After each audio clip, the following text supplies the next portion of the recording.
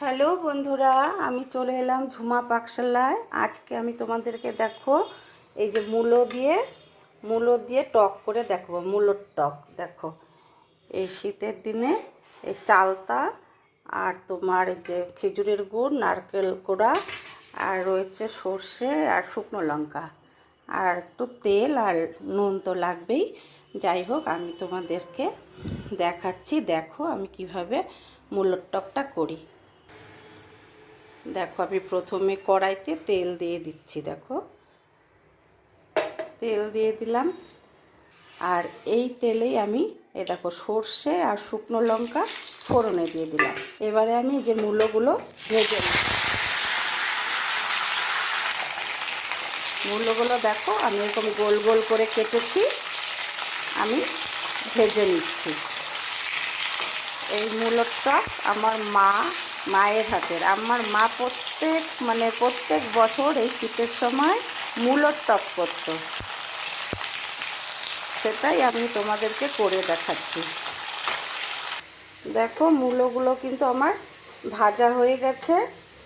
এবারে আমি যে চালতাগুলো দিয়ে দিচ্ছি। দেখো, চালতাগুলো দিয়ে আবার একটু নাড়াচাড়া করে নেব। বেশি একটা ভাজবো না, কারণ চালটা যদি বেশি ভাজা যায় তাহলে চালটা শক্ত হয়ে যাবে। একটু নেড়ে চেড়ে নেব শুধু। আমার নাড়াচাড়াও হয়ে গেল। দেখো, চালটা দিয়ে আমার নাড়াচাড়া হয়ে গেছে। এবার আমি নারকেল কোড়াগুলো দিয়ে দিচ্ছি। নারকেল কোড়াগুলো দিয়ে আবার একটু সামান্য অল্প আর কি ভেজে নেব, অল্প করে। এই রান্নাটা এই মূলোর টকটা খেতে কিন্তু সেই স্বাদ হয়। আগে তো আমরা খুব খেতাম, মা করতো বছর বছর, আমরা বাটি করে চুমুক দিয়ে দিয়ে খেতাম। তখন তো আর ফাস্ট ফুড ছিল না, এখন তো ফাস্ট ফুডের যুগ। সেজন্য এখনকার ছেলেমেয়েরা অতটা পছন্দও করে না। যাই হোক, আমি অল্প করে সেজন্য করছি। আমার মা তো সেই অনেকগুলো করে করতো, ডেচকি ভরে ভরে রান্না করতো এই মূলোর টক। অনুসারে আমি নুন দিয়ে দিচ্ছি। নুন দিয়ে আর একটু নাড়াচাড়া করে নেব। দেখো, আমার কিন্তু নাড়াচাড়া করা হয়ে গেছে এটাও। এবারে আমি জল দিয়ে দেব। জল দিয়ে আমি এবার চাপা দিয়ে দিচ্ছি। 5 মিনিটের মতন চাপা দিয়ে রাখবো মূলোটা সেদ্ধ হবার জন্য।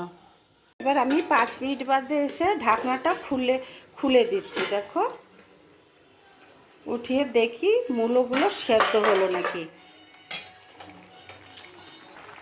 এবারে দেখি মূলোগুলো সেদ্ধ হয়েছে কিনা।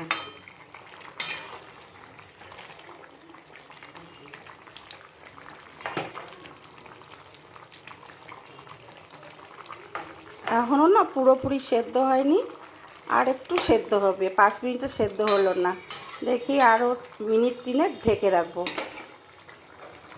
মূলো সেদ্ধ হতে একটু টাইমই লাগে, সময় নেয়। আর একটু চাপা দিয়ে দিলাম।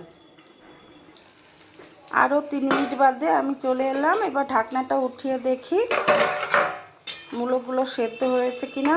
আমার মূলোগুলো কিন্তু ভালোভাবে সেদ্ধ হয়ে গেছে। মূলোগুলো সেদ্ধ হয়ে গেছে। এবারে আমি দেখো এই যে স্বাদ মতন আমি খেজুরের গুড় দিয়ে দিচ্ছি। যে যেরকম মিষ্টি খাও সে সেভাবে দেবে। এবার গুড়ের থেকেও কিছুটা জল ছাড়বে। আবার আমি একটু চাপা দিয়ে দিই, গুড়ের থেকে জলটা ছেড়ে নিই। এবারে আমি ঢাকনাটা উঠিয়ে দেখি। দেখো, আমার মূলোর টকটা কিন্তু হয়েই আসছে। আর অল্প একটু রসটা আরেকটু শুকাবো। শুকিয়ে গেলে তারপরে নামিয়ে দেব।